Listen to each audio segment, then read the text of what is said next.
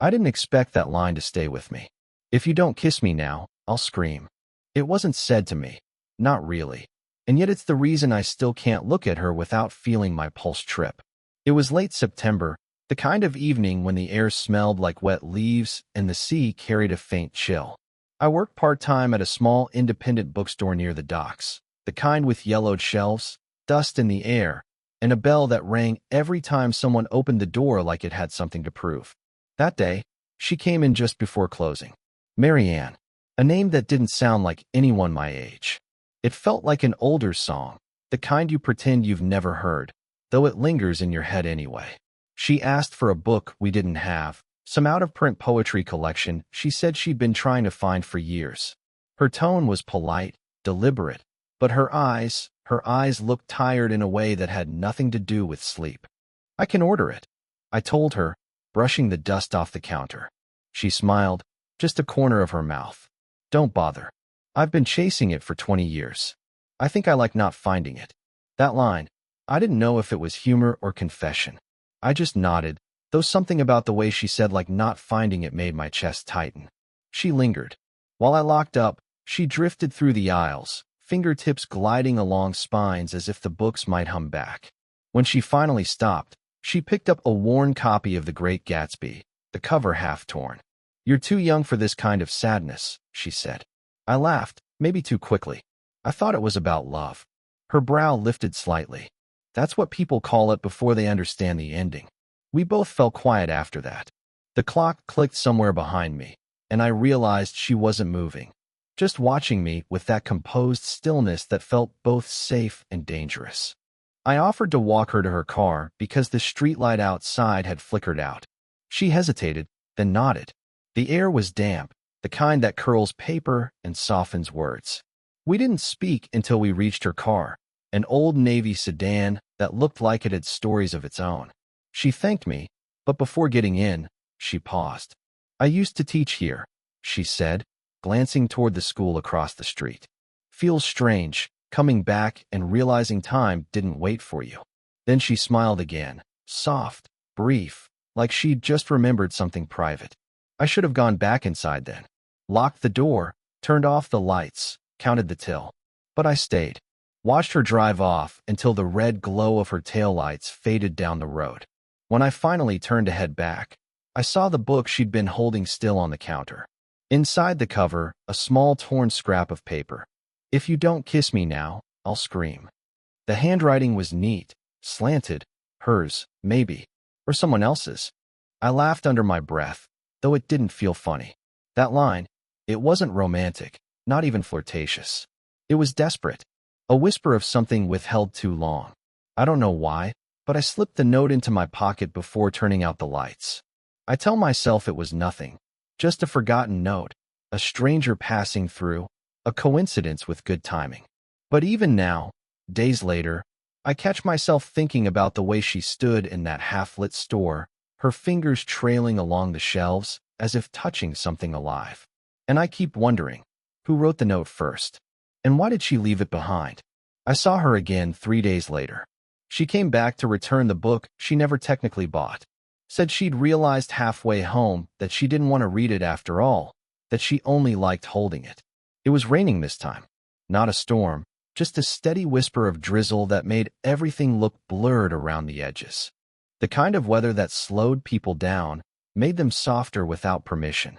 She stepped inside, shook the rain from her coat, and looked around like the place had changed in her absence. It hadn't, of course. I was still behind the counter, still pretending to reorganize shelves that didn't need it. I thought you said you liked not finding things, I said, trying for lightness. Her mouth curved, just slightly. I did. But sometimes you come back to see if you still don't. That was Marianne. She had this way of saying things that sounded casual until you thought about them too long.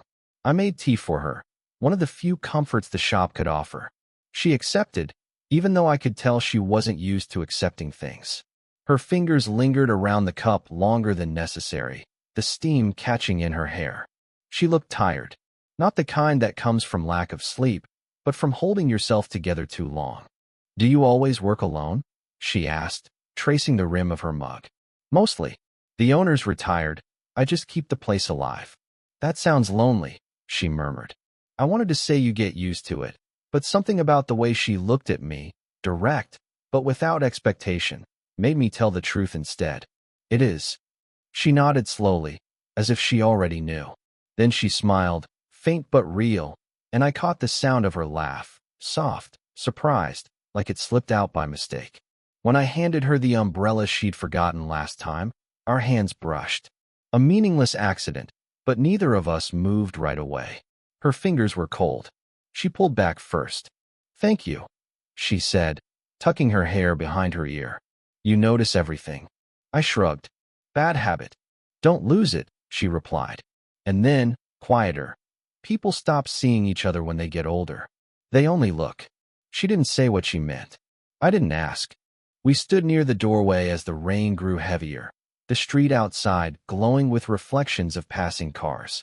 I wanted to ask her to stay, not for any reason I could justify, just because silence felt less heavy when she was near. She adjusted her scarf, eyes on the window, lips parting as if she might say something else. Instead, she whispered, "You should lock up before the floor floods," and turned to go. But when she stepped out into the rain, she paused and looked back through the glass, a small smile, brief as a flicker. And somehow, that glance felt louder than words. The storm that night felt like it had been waiting for something to break. Wind against the windows, the lights flickering, the kind of weather that made even the walls seem restless. She'd come by again, saying she needed to use the printer in the back office. Something about forms for a local charity event. It wasn't unusual for her to stop in anymore. She'd found reasons, donating old books, asking about orders that hadn't arrived, bringing me tea in a paper cup. It was almost normal. Almost. I stayed late with her that night, because the storm had knocked out half the street's power. The bookstore was the only place still lit, the smell of old paper mixing with rain sneaking in under the door. She stood near the window, watching the water spill down the glass. Her reflection looked fragile in the dim light. I used to love storms, she said quietly. They made me feel small, in a good way. What changed? I asked. Someone told me smallness wasn't attractive. She said it without humor, then pressed her lips together like she regretted it. I wanted to ask who, but the silence that followed said I shouldn't. We worked side by side, her close enough that I could smell her perfume, faint, something with cedar and citrus. Every few minutes, her shoulder brushed mine, and I couldn't tell if it was an accident or if she just didn't care anymore. At one point, the power surged and the lights dimmed again. She startled, her hand gripping my arm. Only for a second, but long enough for my breath to catch. I'm fine, she said, laughing it off, though her voice cracked just slightly. I hate how quiet everything gets right before the power goes out. The printer whirred back to life, paper sliding out in small bursts. She turned to grab the pages, and her scarf brushed my hand, soft, deliberate in its own unintentional way. Then her phone buzzed on the counter. A man's name flashed across the screen. She stared at it too long before silencing it. You should answer, I said. She shook her head, not looking at me. No, he's calling to say sorry. Again. Isn't that what people are supposed to do? Her eyes lifted to mine, tired, steady. Not when they only mean it on lonely nights. She placed the phone face down, and the sound of the rain filled the room again. For a long moment, neither of us moved. The air felt thick, not with words, but with everything we weren't saying. She took a slow breath. You're too young to understand how easy it is to mistake being seen for being wanted. I wanted to tell her she was wrong, that I wasn't mistaking anything. But I didn't. Instead, I reached for the stack of papers beside her, our hands brushing again. This time, she didn't move away. Her eyes met mine, a brief, suspended moment, before the lights went completely out. The room went dark, and I heard her whisper, almost to herself, "Don't." But it wasn't clear if she meant don't leave or don't start. The storm had passed, but something between us hadn't. The next evening, she came by again, not for books or excuses. She said she couldn't stay home. The quiet was too loud. We didn't talk much at first. I made coffee, though she only held the cup and never drank from it. The shop was dim, lit by one small lamp on the counter. Rainwater still streaked the windows from the night before, leaving the world outside blurred and half-formed. She stood near the poetry shelf, reading the same line over and over without turning the page. "You're avoiding looking at me," I said. She smiled faintly. "I'm avoiding what happens when I do." Her honesty startled me, not because it was bold, but because it was tired, like she'd run out of ways to pretend. I joined her by the shelves, the air thick with that strange mix of paper and uncertainty. "I keep thinking," I began, then stopped. I didn't even know what I meant to say. She glanced up, waiting. "I keep thinking we talk like we're supposed to be somewhere else," I said finally. She set the book down, carefully, as if it might break. "Maybe we are." That should have ended the conversation. But neither of us moved. The clock ticked, slow, deliberate. Somewhere outside, a car passed, and its headlights sliced briefly through the window, lighting her face before fading again. She took a breath, steady but thin. "This, whatever it isn't fair to you." Her tone was soft, but the words landed hard. "Why?" I asked. "Because I know what this looks like. A woman who should know better. A boy who doesn't." "I'm not a boy," I said quietly. She looked at me then. Really looked, and for a second I thought she might argue. But she didn't. Instead, she pressed a hand to her temple and laughed once, without joy. "This is ridiculous," she murmured. "We barely know each other. Then why do we keep finding reasons to be in the same room?" Her silence was an answer. I could see her fighting herself, the way her fingers tightened around the edge of the counter, the slight tremor in her breath. She finally whispered, "Because you listen. Because you look at me like I'm still someone worth noticing." The words cracked halfway through, and then she turned away, embarrassed by her own truth. I wanted to say something, anything, but my throat felt tight. She faced the door, her hand hovering over the handle. "We should stop before it turns into something ugly." When I didn't respond, she turned back. Her eyes found mine again, dark, searching, afraid. "Tell me you don't feel it," she said. "Tell me so I can leave." I opened my mouth, but nothing came out. Only silence. And that silence, it said everything. It was a Tuesday afternoon when she showed up again, sunlight spilling across the floor in thin, uneven stripes. The storm had long passed, but the air between us still held its aftertaste. She looked different that day, not in how she dressed, but in how she carried herself, quieter somehow, like she'd already decided something. "I shouldn't be here," she said, though she stepped fully inside. "I was starting to think you wouldn't come back," I replied. She gave a small, crooked smile. "You say that like I was invited."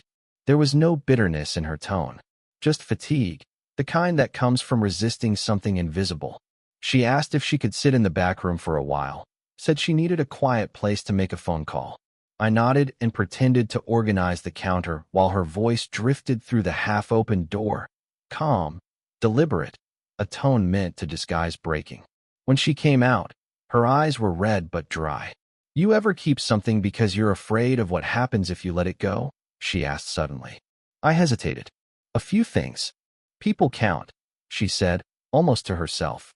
She reached into her bag and pulled out a photograph, bent at the corners, its color fading. She handed it to me without explanation. It was her, younger, standing next to a man, his arm around her shoulders, her face turned toward him with that same quiet half-smile she still wore now. "He was my husband," she said softly. "Or used to be." I didn't know what to say. The silence between us grew dense, heavy but fragile. "I don't miss him the way I should," she continued.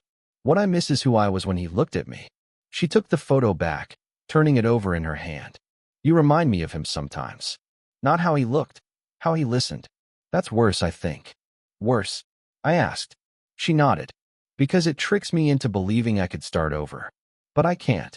There was no self-pity in her voice, just quiet acknowledgement, like someone reading an old weather report from a storm that already passed. I wanted to tell her she was wrong, that it wasn't about starting over, that maybe it was about simply being seen again. But the truth lodged somewhere in my throat, and all I could do was watch as she folded the photo back into her bag like a secret being buried again. Before she left, she paused by the door. "You're kind," she said. You don't realize what that does to people who've forgotten how to be treated gently. She started to turn away, then stopped. Sometimes, she added quietly, being near you feels like remembering something I promised to forget. And then she was gone. The bell above the door ringing once, soft and final. But that line stayed, replaying long after she'd left, like a confession she hadn't meant to make. The first frost came early that year. The mornings were all mist and cold air that made you see your breath, even indoors. I opened the shop as usual, half expecting her not to come anymore, half hoping she would. When she did, she didn't say anything at first. Just walked in, closed the door behind her, and stood there, her hands deep in her coat pockets. I keep thinking I should stay away, she said finally. But then I remember the sound of this place, the quiet, the smell of dust and paper. You. She sat on the counter stool, where the light hit her face unevenly. I noticed the faint lines near her mouth, the small scar above her eyebrow. I'd memorized them without meaning to. I found the note, I said. The one in the Gatsby book. Her gaze flicked up to mine. You weren't supposed to. I know. Then why keep it? Because I didn't know what it meant, and I wanted to. She exhaled, long and unsteady. It wasn't meant for you. Not originally. I guessed that, I said. But it feels like it might be now. Something shifted then, not dramatic, not visible. Just the space between us tightening, like air being drawn in. She took off her gloves and set them beside her. Her hands looked small against the counter, veins visible, nails bare. I don't want to hurt you, she said. You won't. I already am, she murmured. Every time I walk away, and you let me. I wanted to tell her I didn't let her, that she left on her own. But I understood what she meant. The leaving had always been part of whatever this was. We stayed there for a long time, the clock ticking somewhere behind us. Neither of us pretending anymore. Maybe it doesn't need a name, I said eventually. She smiled faintly. Everything ends better without one. She reached across the counter, not for my hand exactly, just to rest hers near it. A breath apart. Her fingers trembled once, then stilled. It wasn't a confession. It wasn't even an answer. But it was something, a surrender, maybe, or the soft acknowledgement of something that had already happened without permission. The afternoon light shifted, turning gold against the dust in the air. She looked at me the way you look at a song before it ends, already missing it. Stay a while, I said. Not as a question. She nodded, wordless.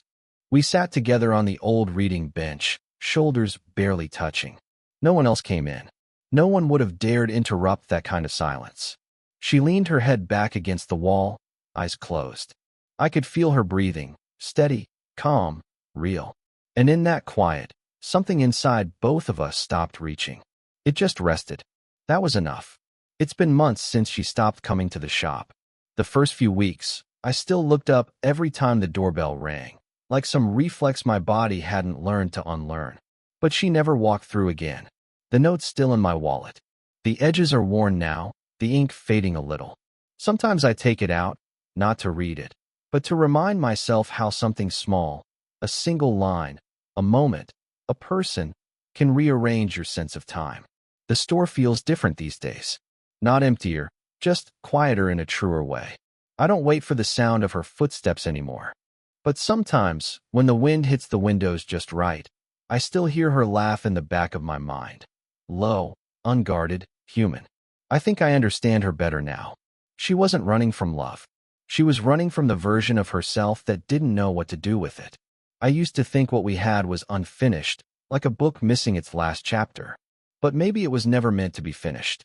Maybe it was meant to teach me what a beginning feels like, even if it never becomes more. She taught me that affection doesn't always look like confession. That sometimes, the most honest thing two people can do is stop pretending they're fine when they're not, and sit in the same silence without trying to fix it. I still open the shop every morning, same as before. The same dusty shelves, the same clock that ticks too loudly. But I've changed. I listen differently now. I look longer.